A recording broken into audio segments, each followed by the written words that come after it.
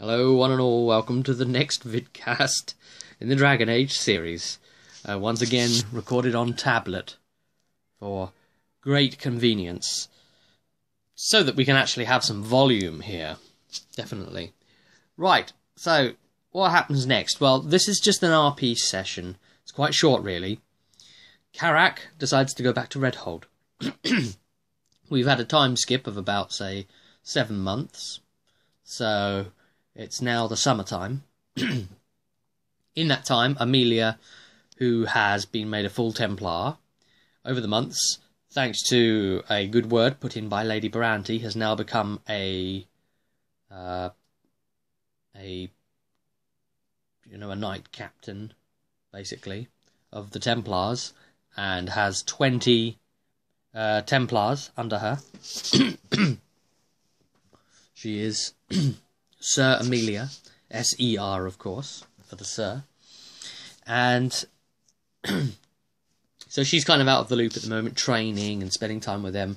One of the men in her squad is Alistair, so that's fun times there. So, yeah, Karak went back to Redhold, and he took Tanador with him. So Tanador goes into Redhold. It's thawed out now from the huge disaster of defending themselves. And the South don't seem to be fighting them. They got driven off and scared by that huge magical backlash spell thing that the apprentices did, that actually caused all the ice that set off the harsh winter and everything. Well, anyway, they're staring at Tanador a little bit worriedly. And Tanador starts getting a bit paranoid about why they're doing it. So he corners someone and asks them.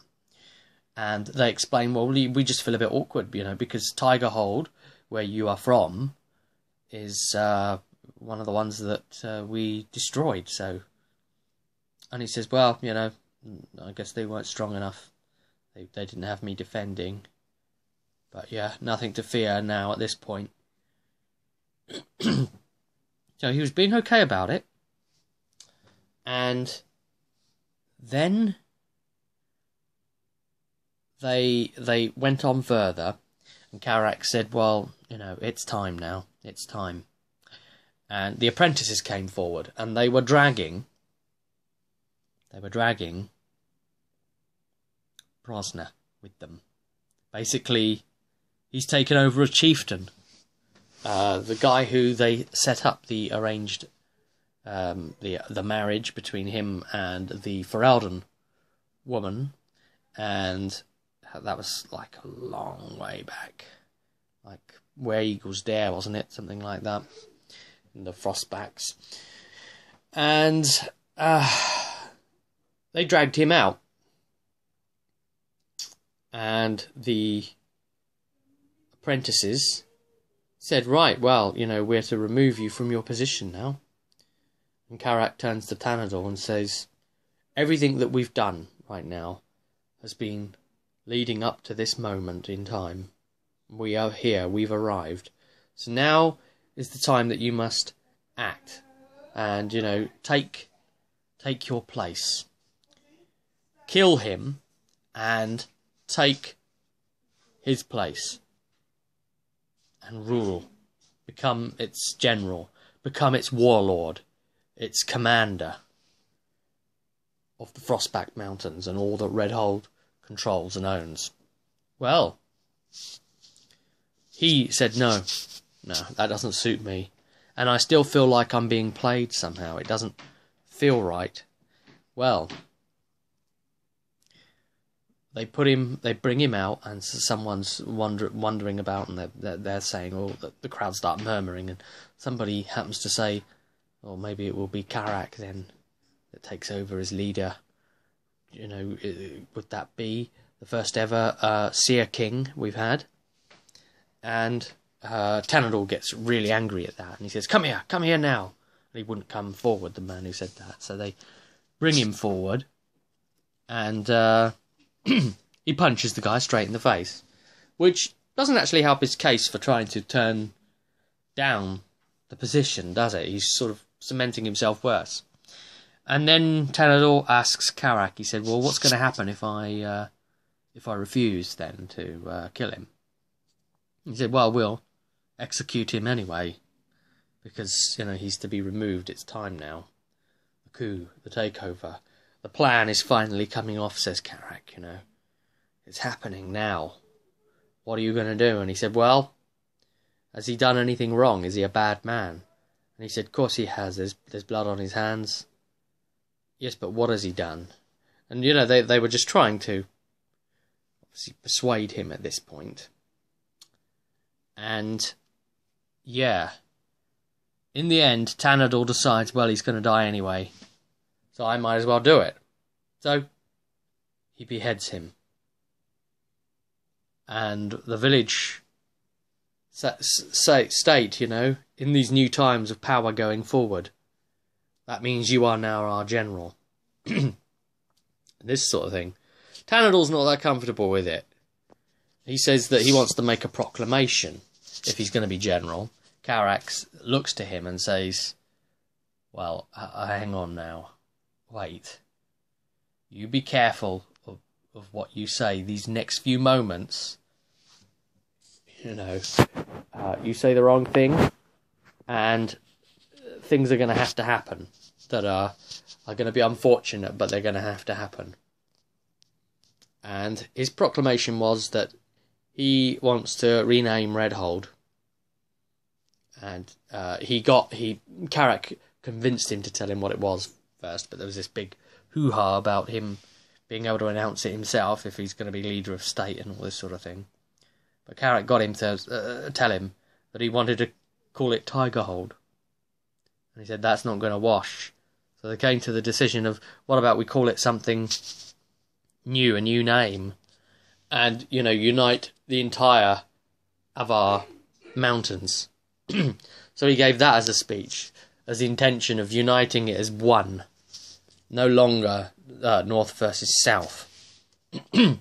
But Karak, and there was a big cheer went up, Karak then made his announcement. He said that the time has come. He will be staying on in Redhold to oversee its command currently, oversee the training of the apprentices and all the other things that he has to do. He's now seized power, he's got his position that he wanted and money coming in, and he wants to take up residence there where his wife is and doesn't need to go out partying anymore. He has his power, he has the control. He has what he has sought. So he's effectively retiring from the adventuring life. Karak, as, at the moment, sole commander of Redhold, because Tanador has stated, well, some when, but right now I'm not ready to settle down anywhere. I have to take to the road again. I've still got a mission. And Karak says, I'm really disappointed to hear you say that. You know, I can't deny that I wanted you to stay with me here. And Tanador says, I need to find the person who is controlling Squire to do these things, the cat-killing bastard, as he puts him, and actually find Squire and get my hands on him and destroy him. Well, isn't that something? Tanador says, then, only then may I rest and consider settling down. But until this matter has been effected, then I will search on. So that's seemingly what happened up to the end. But then there was one little add-on point, which I should mention. And if you are one of my players watching this right now, one of my group, then please stop the video here, because there is future content spoiler stuff that, you know, you will get to see, but you're not meant to see it just yet, alright? So all of you switch off if you're my players. Right, that should be the rest of you here now. So, the thing that follows that, before Tanador goes back out onto the road to begin his journey to look for Squire. You could say, is it going to be a futile journey? I mean, whoever's controlling Squire, if they get wind of the fact that Tannadle's looking for Squire, they could put Squire anywhere they want and, effectively send him after desired targets. You know what Tannadle's like. He'll just bluster straight in and destroy whatever's in front of him to get at Squire. Oh dear. And Carrack's going to be settling down. So Craig is going to be rolling a new character. Also a mage. We'll talk about that momentarily. But the real thing that I didn't want the players to hear is the conversation that happened next. Okay, some of the Southern Avar coalition came to Tannadle, pulled him aside quietly and spoke to him, and they said, look, we're basically captives now, alright? And we don't have our freedom, it's just Redhold conquered us, and they say it's all in one name, but all in one name under their control, sure. Yeah, that's just great. I mean, you're the elect of the sky, you're from the south, you're of Tigerhold, please. Rise up. Fight him. Be our commander. Be the commander of the South. With you as our leader, as the ultimate commander of all the South, we have a chance. Lead us against Carrack. Lead us in battle against Redhold. You are the elect of the sky. If you, and being one of the South, turn us down, then we shall not rise up any more, and we are truly defeated. But if you accept, then we shall come to your side immediately and fight as your army. And Tannadle said, that sounds good. And they said, you get to even be your own general, real leader, not a puppet, not someone being controlled by Carrack. And he says, it sounds good. But he wants to find out, still, who is controlling Squire and wants to find Squire and kill him, so he gives them the same answer too. So he's playing his cards very close to his chest in this respect. But he then also said, and I know that Carrack's not himself at the moment, something's going on and I need to figure out what it is. Once I figure that out, I will deal with it. And whoever's responsible, their head will leave their shoulders. Even if that's Carrack.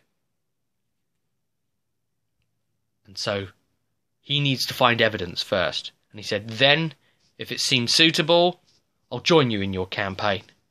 And we'll undertake what you say. And I'll become your commander.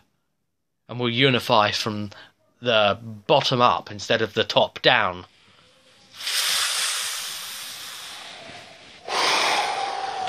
Guys. Jeez. How about that as a cliffhanger? Whew. That's a good one to go out on a season with, isn't it, eh? So Tannadle's going to be going back out onto the road. Now, who's Craig bringing to the party to replace Carrack? Let's see now. It's another mage. And this time, it's going to be the son, Carrack's stepson, basically, the son of the Avar woman that Carrack married in Redhold. He's the oldest son. He's a mage. He's effectively one of the apprentices now under Carrack. And he's going to probably be a force mage specialty with a second of, we're looking at the Diablo Witch Doctor and looking at putting that together. So Craig made some notes on that. So if I can get hold of his notes, I can do a edit job on that and put that out and see if we can make that available to you guys as well, which would be interesting. I don't know any more details yet. Stats are rolled, but that's all that is down. Blacktail will probably be staying with Carrack, so that's effectively him out of the picture at the moment. But something tells me we haven't seen the last of Carrack, you know what I mean? Yeah. See, I'm thinking this. I'm thinking two words at this point in regards to Karak and the way he's gone and the way it's going and the way it may end up. I'm seeing these two words being raid boss.